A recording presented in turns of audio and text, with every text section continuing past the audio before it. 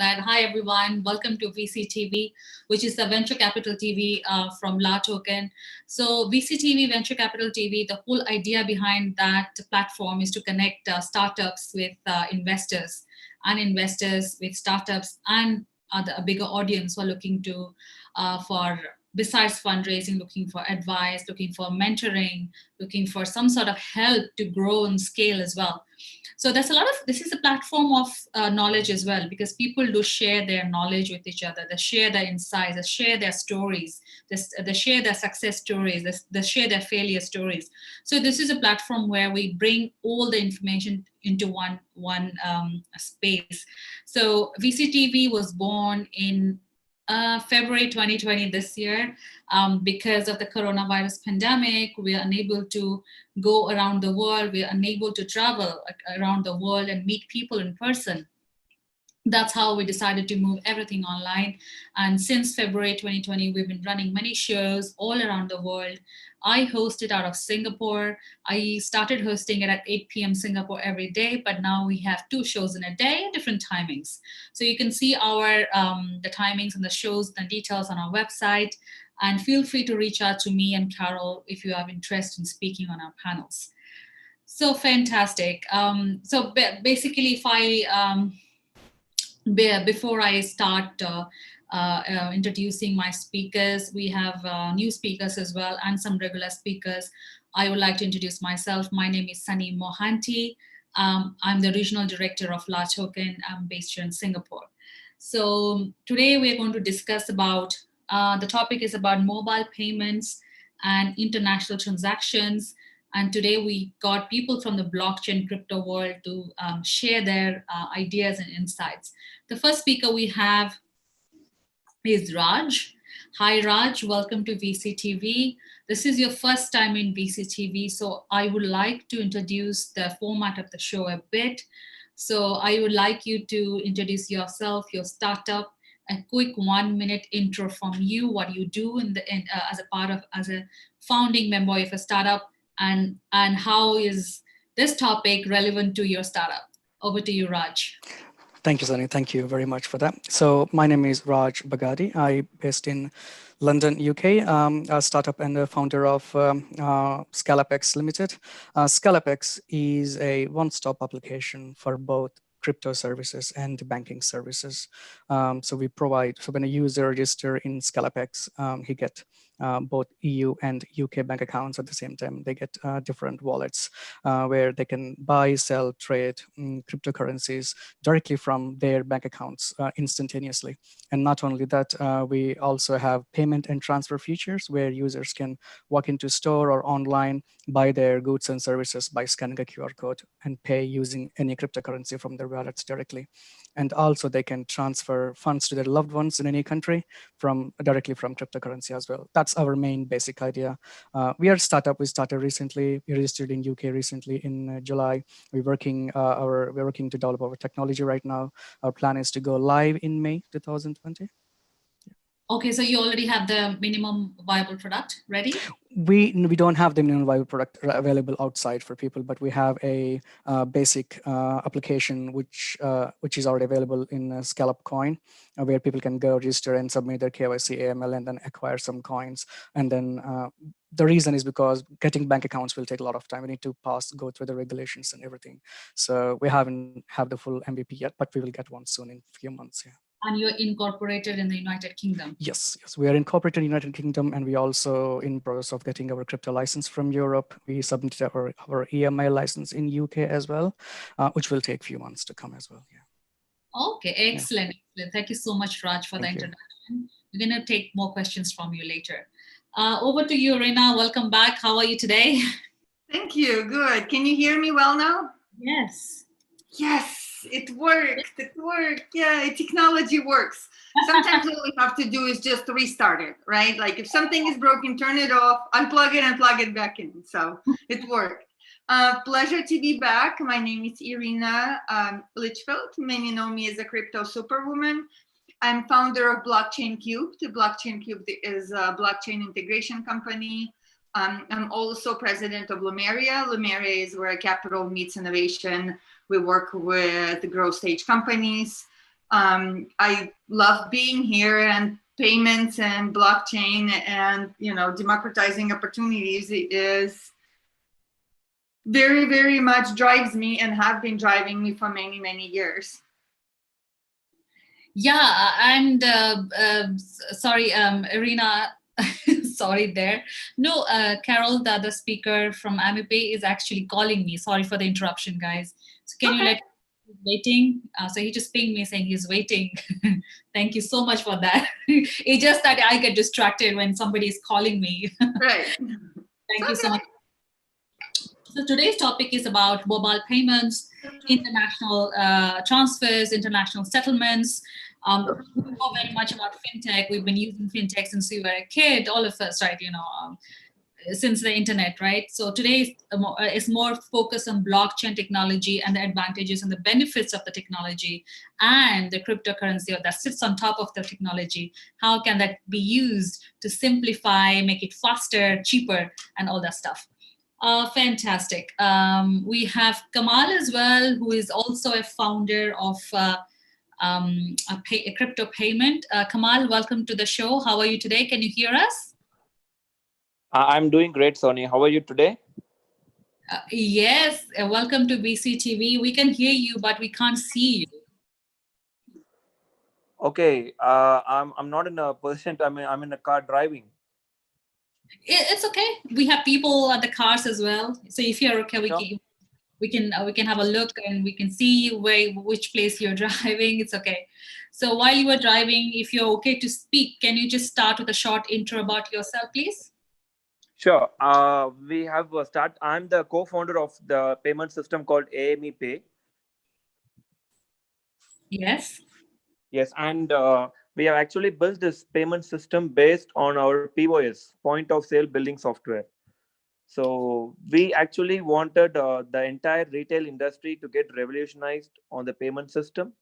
And since we have our own POS software built by the company and we are a live product based company, we just wanted to integrate a payment system into this POS system. And we want to have the entire retail segment in the world to. Okay, I think we have lost you, Kamal. Before, yeah, it's okay. Take your time, and we'll come back to you. So, Raj, I'd like to ask you. So Yes, please, Sunny. Yeah.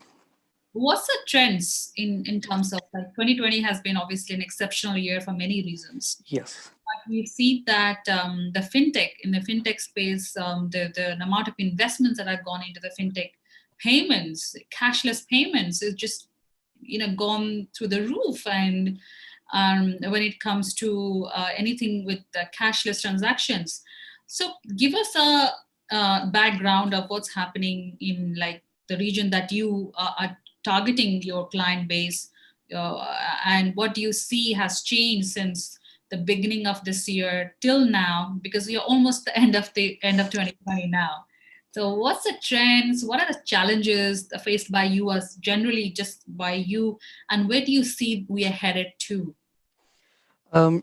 Well, first of all, I have to agree with you what you said. So people are moving away from cash to cashless because of the pandemic. First of all, everyone like to use the contactless payments or cashless payments. And yes, when it comes to the payments, digital payments are becoming more, the main means of any kind of payment right now.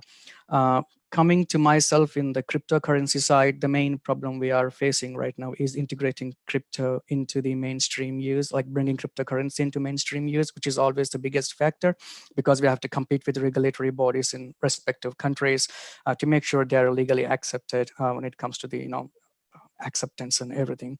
That's always going to be a bigger problem because of changing regulatories every time. That's one of the major issues we are facing right now, especially in Europe. The second important thing is technology is evolving every time, and security needs to be updated all the time. So we need, for this, need a lot of funding and a lot of research as well. So we need more. A lot of companies are coming into cryptocurrency. For example, PayPal came in recently. JP Morgan came into cryptocurrency as well recently. But we need more people take initiative and come into cryptocurrency world so that we can bring cryptocurrency into mainstream use. Sorry, Sunny, I can't hear you. My apologies, I was No, on mute. that's all right. PayPal being a fintech player for a long time Yeah. has moved to the crypto space, which is a very good point, a positive move, I guess, for startups like yourselves, right? I mean, Yeah.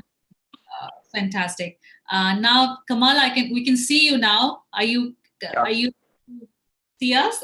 Can you see us? Sorry, are you able to see us? Yeah, I can, Sony. I can. How are you, Raj? How are you, Reena? I'm good, Kamal. Thank you very much. How are you? I'm doing great, Raj. So Raj is from UK. He's dialing in from UK. Reena is from Texas, and you are from India, I guess. Right. Okay. Can you please start introducing yourself and AmyPay and yeah, thank you. Sure. I'm the co-founder of the project AmyPay.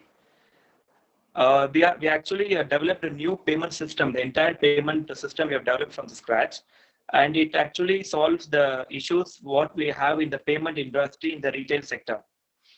So there are a lot of issues which is faced by the merchants as well as the consumers in the retail industry. So we are here to fix the issue, and this can be done achieved through our own payment system. And we have our own cryptocurrency for doing the transaction in our blockchain. And the unique USP of our blockchain is like we actually distribute and incentivize rewards for the users and for the people who are there on our ecosystem, the merchants, the consumers, the middleman. So all will be like incentivized with the rewards of being in our blockchain and using it in the retail industry. And we also have our own POS, cloud POS software, billing software. And we have around 2,000 plus existing clients in 6 countries. So our plan was to first integrate our own clients into our ecosystem of AmyPay. And later, we will be having partnerships with the leading payment gateway providers like PayPal, Payoneer. So, and we will integrate our payment system into these merchants of these payment gateways. And we want to revolutionize this entire payments industry with our own blockchain, AMI blockchain. So, yeah. Very good, very good to know about that, Kamal. So the underlying blockchain technology is not Ethereum based; it's based on your own blockchain, native blockchain, right? Yes, no, Sonia, we are actually developed. We have just started with the Ethereum blockchain as an ERC20 token, and we are launching our own blockchain this month, second week. We are switching from Ethereum to our own blockchain. Oh wow! Yes. And why would that be? Yes. Why would you switch from Ethereum to? The reason is of the huge gas fee, which keeps fluctuating. So as we are in the retail industry, there will be huge number of transactions in our system. So we don't want the users to have huge gas fee on each and every transaction. So we wanted to have our own blockchain with a let's say maximum transaction cost in our blockchain is 0.02 AMEs. So which is the least in the market. Right. Very good point. Very good point. Thank you, Mala. I'm going to ask you more technical questions later. Thank you, Reena. Yeah, sure. Over to you, please, with your insights and what do you think? We have 2 blockchain crypto people today, so feel free to ask questions if you have any. No, I don't have any questions. Payments, obvious application of blockchain is payments. Many people that came into crypto industry are driven by, creating payment solutions. I think what's interesting is that Bitcoin really is becoming kind of a really core foundation. Only in just, short 8 years, we have made such a huge leap for everybody. One of the things that I want to do every time we talk about Bitcoin, blockchain, is really encourage people to invest in decentralized platforms. We have too much centralization while obviously looking at what's happening in the world. The adoption of cryptocurrencies might seem good, but it is something that goes against kind of the ethos of cryptography, right? Of that independence. National cryptocurrency while it might seem that it is good and that allows regulators to understand the technology, it centralizes things even further. It makes the centralized powers even stronger. It takes away your freedom from kind of an independence in a way to where now you can constantly be traced, right? So now every dollar that, or every whatever widget or that you call a currency, can be known exactly where you spend it, exactly how you spend it. And so therefore it kind of moves you way further from privacy, right? Therefore gives you a lot of control. Also, I mean, the list for negative side effects of what appears to be a good thing is enormous. And to fix it, we need to make sure we support decentralized platforms. We already have them. For example, Digibytes. Digibytes is fully decentralized platform that has a founder, right? Jared Tate is a founder of Digibytes. But when he designed the platform, he designed it in a decentralized way. And I think we're going to see a lot of movement toward that because there's too many, okay? There's too many coins, there's too many tokens. We do not need all these tokens and we do not need all these coins. I would say that what we need is an infrastructure design and infrastructure solutions. All the things that we see are just a surface, right? We use a lot of people use somebody else's underlying technology, and often that technology is unreliable, right? Centralized systems are unreliable. Just because they lasted up until now doesn't mean that they're going to last next year. And a lot of infrastructure is being built on top of that unreliable technology, where people who designed it and who are in charge of it are treated like gods and heroes. Meanwhile, they lie and misrepresent, right? And still make decentralized decisions. So that's what I want to kind of always make sure to bring us back to, because the ethos of freedom is even more important now than ever, right? I think that that's kind of one of the most important things.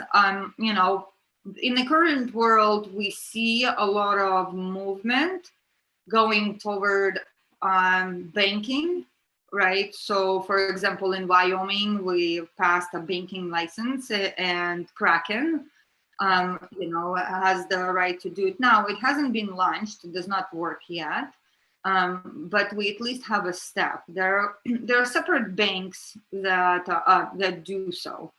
Though the reality, and this is how the banking works. So the reality is up until now, and I think it's going to be reality for an upcoming future, because we are approaching bull run, because it is an unregulated market. And as all unregulated markets, it brings a lot of strange and unknown things.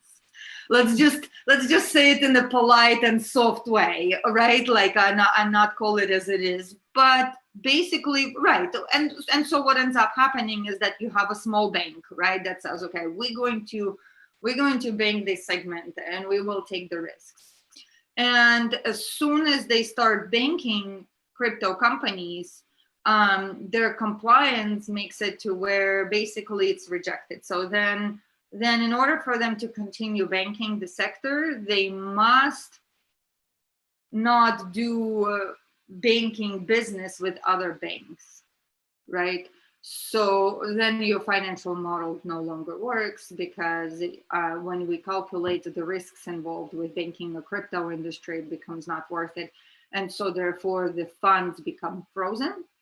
And it might take up to 6 months to get your funds out. So like if you have $500,000 in your bank account in your crypto company, that's a one thing. If you have more than that and you start having transactions and you start having international transactions coming in, you're gonna get frozen. I don't care who you are, you're gonna get frozen. Big crypto companies, they have several bank accounts all over the world, spend a ton of money, and actually have to constantly have a certain amount of deposits that would not be feasible for any other industry whatsoever. So it is still expensive and risky business. And but nonetheless, it's very important, you know, as I said, all these negative things, the positive things is that we need to be able to send money, you know, money to each other. When I got into the industry 8 years ago, one of the things that finally pushed me over and why we decided that we needed to build a US-based exchange for Bitcoin 8 years ago, sounds crazy because it was just crazy, way too early, right?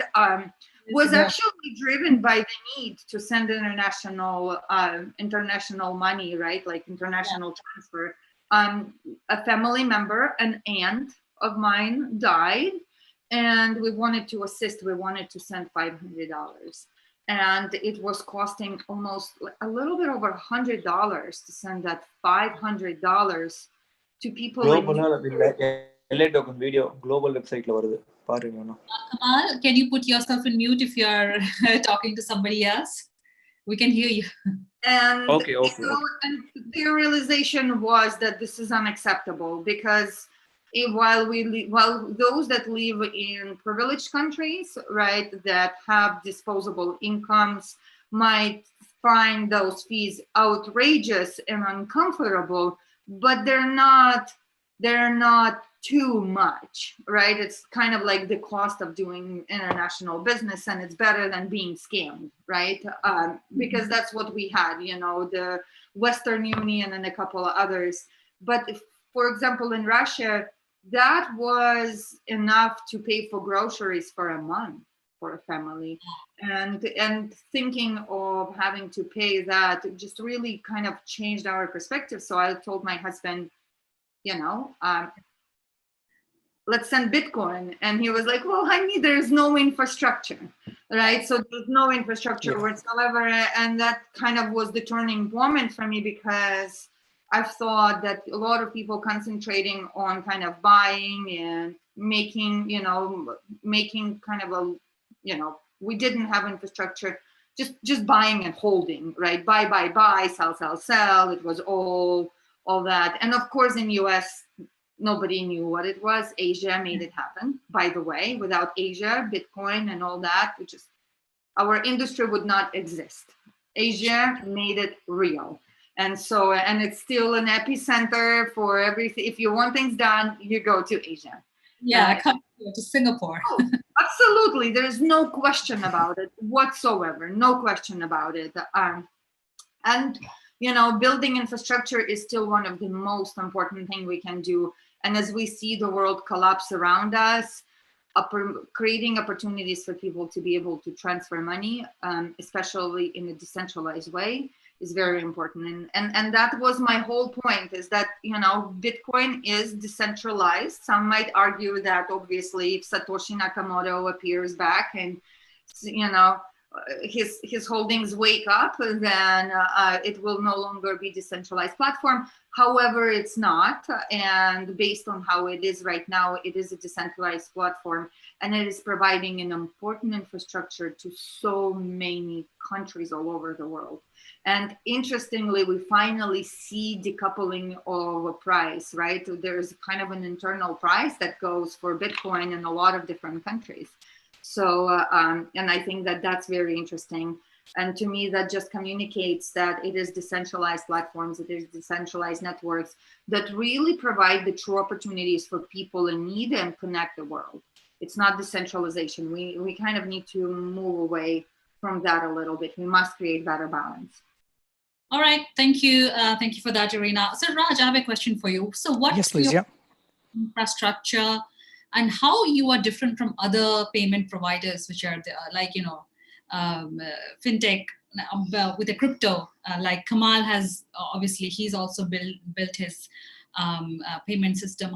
So what's the unique selling point? What infrastructure are you based on? What market are you targeting?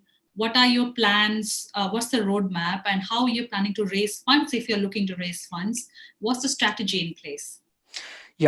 So first of all, I have to accept everything what Irina said, and because our uniqueness is based on Irina's points, actually. First thing is we are a decentralized platform where users will hold their own keys with them in a physical way.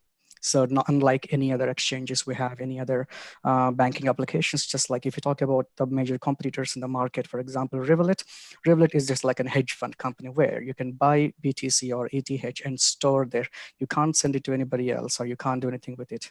Let's talk about Wirex App in Europe, because we are only based in Europe, and our customers are only based in Europe.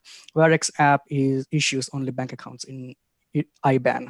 For example, being in UK, if I want to buy any BTC or ETH on Wirex app, I have to send money to an IBAN account, which takes hours, maybe, if you're not lucky, days maybe, and then it will take time to convert into cryptocurrency. And again, it's centralized. That's the main thing. It's not decentralized. But when it comes to ScalapX, users will get both UK and European IBAN and sort code account numbers.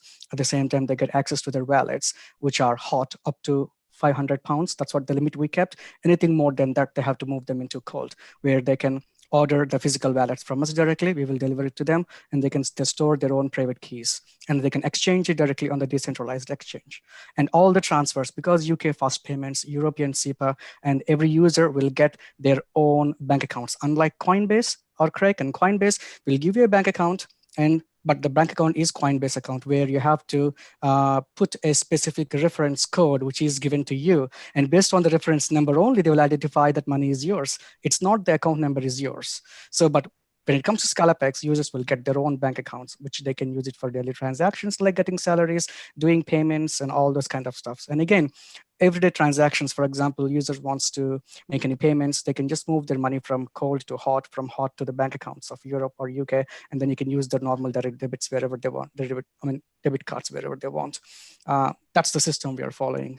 That's the main idea of us, actually. That's why we are different, and our transactions rates are minimum as well, 1%. And so is your funding round over? Are you? Oh, good question. Sorry, I didn't answer that question, actually. We just recently started. We just finished our MVP. As I said, we are doing crowdfunding right now. We're going to be going on Crowdcube and Seeders in UK in a month, where we are doing crowdfunding. We are looking for more investment, equity-based investment from investors at the moment. We're actively looking. But we already started our regulatory licenses and everything in Europe. Technology started, but to finish the technology, we need more funding. So we are in process of getting funding right now.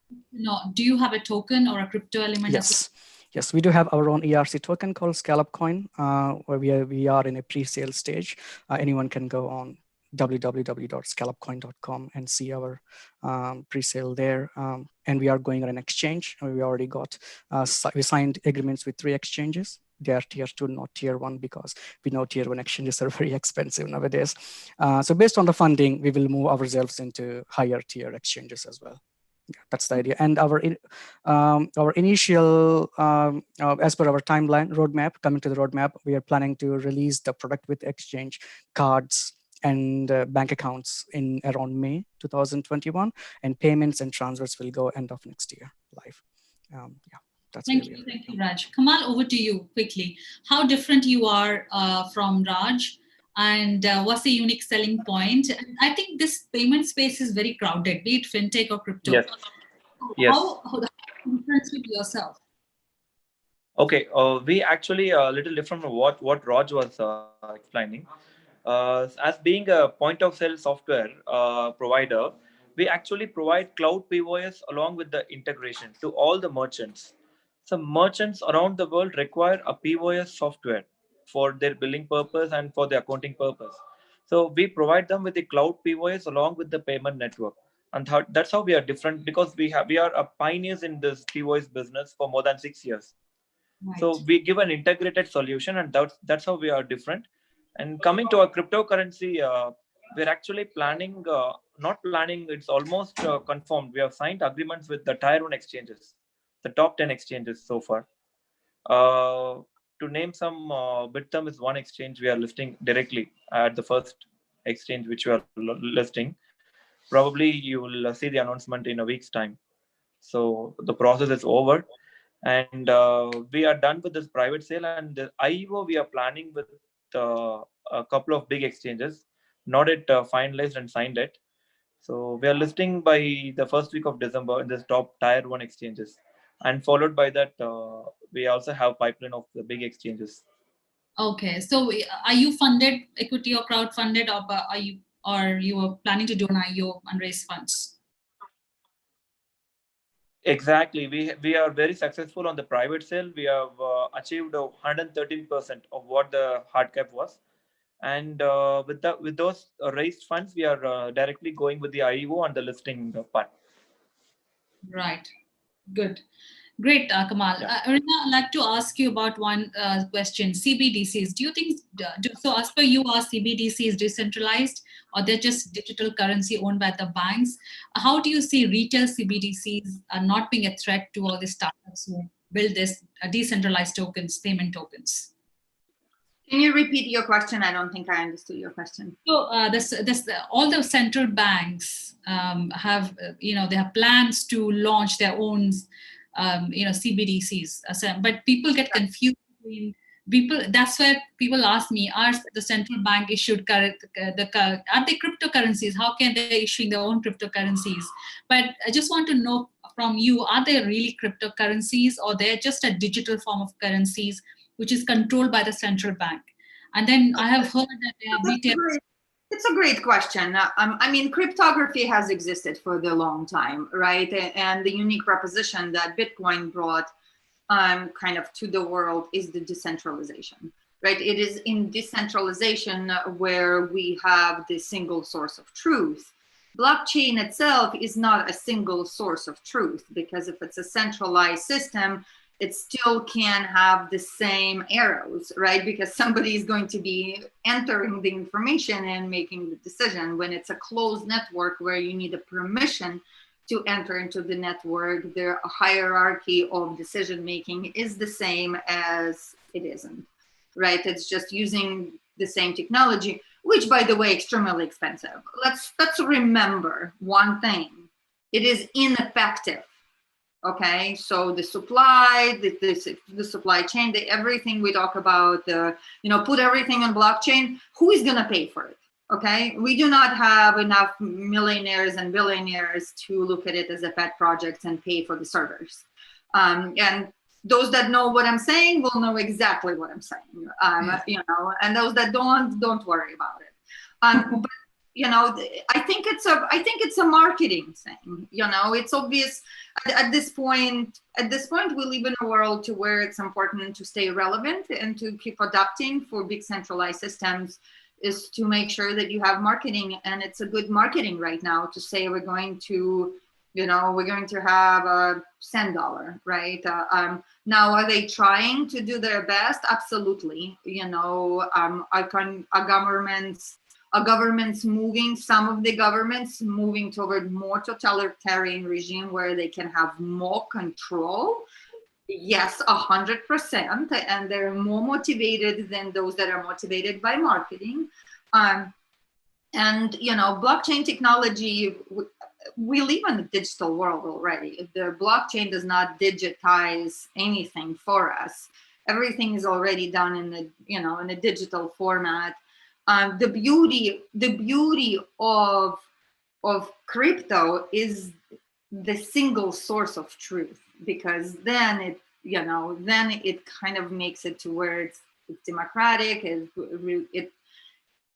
I think the power of single source of truth is something that we still haven't grasped our minds around, because information have been so fluid, and our history and everything that we live by often is proven to be, kind of, oh, well, that was made up and put in the books, and and the real source was burned, and cool, okay, we kind of live, and now we live in an over information world as well, right? Where we don't know where it is, and that's where it is. It's good, I think, for the understanding of people. I believe that centralized cryptocurrency is good because it allows people to think that it's a Bitcoin, because people don't know. They just don't know. If you say token, if you say Ethereum token, ERC token, I'm on ERC20 token, right? Or I am Digibyte, or I am a Bitcoin, right? people are going to think it's the same. And a lot of people actually that enter into industry and think that they're experts also don't really quite understand the difference. So I think it's good for kind of like a global adoption of Bitcoin. It's bad because it is centralized systems. And I hope that more people build truly decentralized blockchains that that kind of allow, that counterbalance that. Now, again, the reason centralized cryptocurrency is good because it demonstrates to us that regulators finally understand the benefit. And the reason they understand the benefit and the reason it works for regulators, because it's a terrible way to launder money. When people say like Bitcoin is a way to launder money, they don't understand what the hell they're talking about, because you can trace it, okay? The best way, I'm not advocating it, but I'm just saying that cash is still the best way to do bad things, okay? It's still the superior way of doing it. And Bitcoin, I mean, you would have to be an idiot to launder money with Bitcoin, okay? Because you're gonna get caught and you're gonna get slammed. And so, I mean, that's kind of the reality. And, and so there's this positive and negative benefits and side effects that we're seeing from that. I do think that the next year we're going to have a big bull run coming up. So we'll see more and more announcements of centralized cryptocurrencies, of different platforms, of more companies coming in. IBM is stepping up big way with permissioned blockchain solutions for enterprises. I do believe that we're going to see that it's cost ineffective, because it has been still cost ineffective for the companies. And for the most part, it's used for the R&D departments, right? It's just a marketing tool to say we're also doing this. However, I think that will give a boost to a lot of people to creating decentralized solutions and truly using and anchoring into the decentralized platform. Because you remember, you can take a centralized platform, and if you anchor it into decentralized platform, you can use a single source of truth verification. And then everything works just great. Yes, absolutely. And I really like the way you explained the difference between cash and trying to money launder using Bitcoin. You'll be easily caught. I mean, people don't understand that because they don't see it. Cash, they can see it because they see it, they believe it. But when we are transacting cash between two parties, it's easy to defraud, right? We understand that because we are in that industry. But I think for education purposes, for educating the masses, it's very important for them to understand the technology that behind this currencies, which is the decentralized, traceable, trackable, all the benefits that blockchain technology brings into play. Thank you, Rina, for that. Raj, quickly. So, yes, please. What are the benefits of having a crypto for a cross-border payment or international settlements? And what kind of, besides regulations, what are the other factors involved to bring in that trust in cryptocurrencies besides, big fintech players like PayPal and the banks, moving into crypto? Besides that and regulations, what are the other areas? But still, I think people don't trust crypto as much we would wish it to be, right? So what are the different, what have you seen as a founder? What are the other challenges that you would like to address today? First benefit, bringing cryptocurrency in payments and transfers are the costs, as I agree with Kamal on that one, where you can reduce the transaction charges drastically, so less. And the time it takes also reduces because everything happens on a blockchain. And all these payments, I mean, it's not secret. All the payments and transfers are always happens on a stable coin, where the currency will peg to a stable coin, you do it, and then blah, blah, blah. But the reason is because as it happens and it's so quickly and very less expensive, it is one of the best way to go forward. But why we still not have it right now is because of, as you mentioned, the regulatory side plus the security. The security is something where people still don't trust. They think that, oh, we can trace it, we can track it, but we don't know who owns it. So that's where the problem comes in. So that's where, so with right regulations, like with the KYC, AML, and all those things, and then if like now PayPal came forward, JP Morgan came forward, and I hope a few more, banks and other companies also will come forward to accept soon. That makes life more easier, where we can easily integrate the cryptocurrency into the real banking side, where when the payments and transfers happen, in the end side, the end user will get cryptocurrency and they can convert it to cash immediately whenever they want. So that conversion of crypto to cash immediately in that particular location, wherever the zone or area, wherever they are, that little final bit needs to be resolved. Once that's resolved, then yeah, we can have a very endless, seamless, fast, and less expensive, decentralized payments and transfer system. Yeah. So how can we bring in that awareness and that actual the education behind? Because we understand technologies, you understand the benefits, but as per you, just one answer, one liner maybe, if you can. What's the best way to bring that? I think that message across to the masses, because sometimes it gets lost in transaction. People confuse between Bitcoin, blockchain, and they just only one thing they tell me that, oh, Bitcoin is volatile. It's like sometimes it's 20K, sometimes it's 3K, and I don't believe in it because it keeps on fluctuating. But that's a different story, right? Stock markets are also volatile, right? I mean, yeah. I mean, one thing I can say is, I agree with you. Some people will say bubble and, it's wallet and everything. Even you're absolutely right. Even the normal currencies also goes up and down. It's based on the economy. So we can't change that. So what can change now and is that, people can, with right, as I say, with right security protocols, with right procedure, and making everything decentralized, we can bring cryptocurrency into mainstream, like in payments and transfers easily. Yes, countries are changing the regulatories, but once we adopt to that, yes, we can make it happen easily, yes, soon.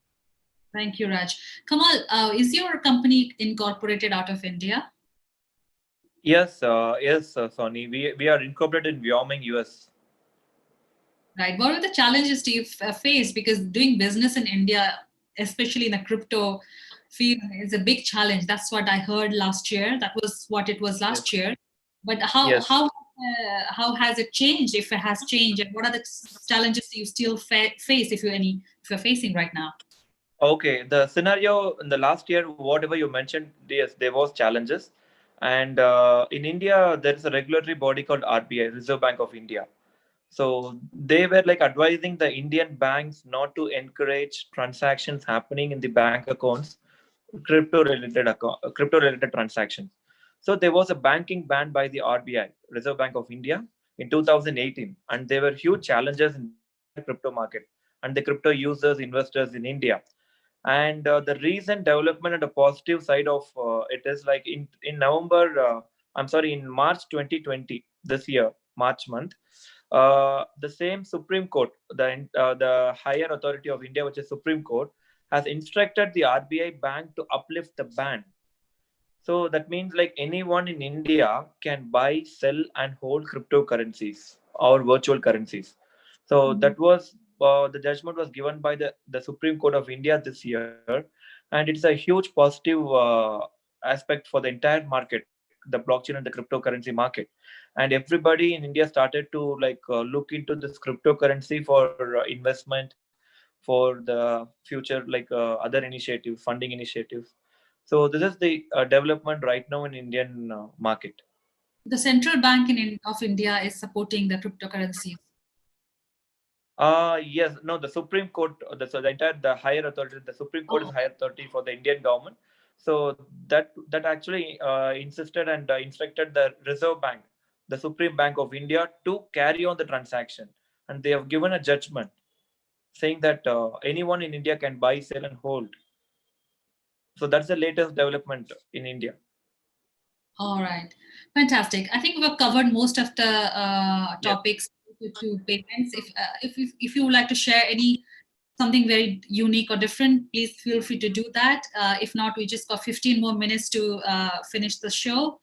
Any insights from any of you before we close the show with the closing remarks? No, nothing. Nothing from me. Thank you very much for letting me part of the team. But thank you very much. The closing remarks of the show, please. What's your closing remarks of the show? Raj? Oh, it's fantastic to be part of VC TV.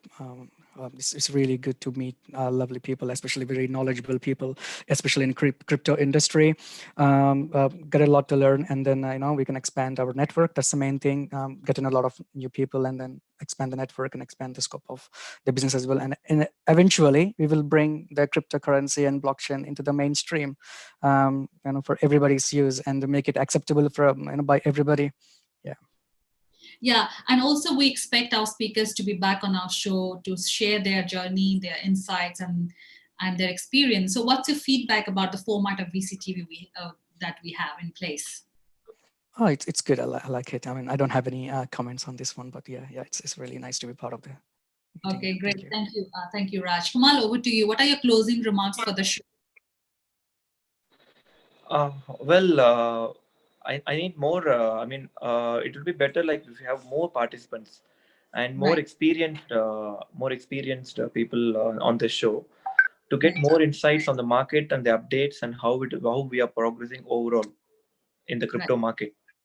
So it would be my suggestion is like we can have more participants. Right. Okay. Absolutely. Noted. Feedback noted on that. So, Reena, what's the closing remarks from you? Well, first of all, I think that volatility in Bitcoin is what makes it magical. Okay. It is that roller coaster ride. It's a scary and hard ride when you go into it for the first time, but once you understand the cycles, you become loving it, right? So I personally do not want to see stable Bitcoin. I like the volatility, and I know a lot of my friends do too. So nonetheless, I think that my closing remarks would be, again, just make sure that as we are entering into the bull run, which means the growth cycle, for those that don't know that, make sure you're being very, very careful. If you are looking for solutions for your company, an application of blockchain, make sure that you work with people that know what they're doing. And that really kind of give you the hard answers, right? Just because somebody promises you big sky, don't go for it. And make sure that your business plan works without secondary speculation. And this is number one thing that I think entrepreneurs getting into the crypto space must understand. A lot of businesses are purely designed on my token is going to be best token because I can sell it and market it and whatever and all this. And when we scale and take away that secondary speculation of the token, if it's obvious that there's not a business plan that's viable on its own feet, it does not work then. It just does not work. I would advise getting involved with it. However, if you already have a viable business and you can actually add token layer on it, I think it's great. I think it's wonderful. I love the idea of like Starbucks token, right? Or I don't know, my favorite ballet, Lululemon token. I want to have a Lululemon token, right? And then there's very, very many applications to it. So, and for investors, just be careful. Remember that there are a lot of people that do things in the crypto world that kind of comes in and breaks the system, right? And we're right now in the stage of let's break as many things as we can. And while it's exciting if you're betting your funding on it, don't be surprised if later on it comes biting you on the behind. I do love the idea of exchanges, though. I love seeing more decentralized exchanges and centralized exchanges too. I think it's important to have a mix because there's balances, and so I think that a lot of those companies that are building solutions and that are just coming in, and I think a lot of exchanges can provide great solutions. For example, the what is it called? Like tell me not the ICO, the latest thing that people are doing. I don't participate in any. DeFi? So there's a lot of offerings for people that kind of go into crowdfund through the exchanges, and I think it's a great solution, and we have a lot of them, and they're good ones. Now, if you are involved with an exchange, think of where it is based. Okay, if it's based in Singapore, I trust Singapore. I trust people that live in Singapore. They have good infrastructure. If I advise a company to incorporate, so kind of going to Singapore is one of the staples, right? Because it brings you validation already. And most importantly, government in Singapore understands how it works, right? Like if you're an exchange in a country that hasn't dealt with it, you might encounter a lot of different problems with the government and regulators, and then also with the trust. And so that's my closing remarks is, look at those that are established. If you're going to get involved, look with those that were there before the last cycle, right? So you want to look for somebody that already gone through the winter and learned their problems and, create solutions for now, and take careful steps. Yeah, Irina, agree with Irina what she said. You have to have a viable business model first before you put a crypto or token layer on top of it. Like she gave an example of Starbucks token, right? Starbucks is an established business. And if they issue cryptocurrencies, I can use that token or a crypto to buy my coffee. I can store them in the wallet that they have, the little thing, store them. And with time, the value obviously goes up, and I just can cash it out. So that's just the way. I mean, people would usually, when they go on exchanges, because you go on exchange, as you rightly know, as founders, why you would go on exchange, raise money, get your price up, get volumes. So see, but have a viable business model, right? So that's the core of any business, be it non-crypto or anything, has to have a core business model that will be the foundation of anything you put on the top. AI, all the not fancy, AI, or whatever technology you put on the top has to have a solid business behind it. Thank you so much for your contributions today, Kamal and Raj. Please reach out to me because I have some things to share with you. Irina is one of the regular speakers, and she is the most experienced person because, as she mentioned, he started a Bitcoin exchange 8 years back, like 2012, and nobody knew. At least I didn't know what was a Bitcoin back in that time. And she founded one exchange because of the problems she faced in cross-border money transmission because of the extra fees, like the humongous fees you have to pay for transmitting such a little money. So that gave to that idea. So basically, she's one of the experienced person. If you want to reach out to her, please do let me know. I can connect you on and we can go from there. And thank you so much for your time today. Thank you so much for sharing your journey and a startup with us. And Irina, thank you so much for your insights. As always, very unique and great ideas coming from you. And please watch VCTV Monday to Friday. We host it at 8 p.m. Singapore. And there are other timings as well, which you can go to our website and have a look. Or you can always get in touch with Carol, who would just invite you to come and speak at these panels. Thank you so much. Stay healthy, stay safe, stay connected. And I hope to have you back on another panel. Till then, goodbye, good night.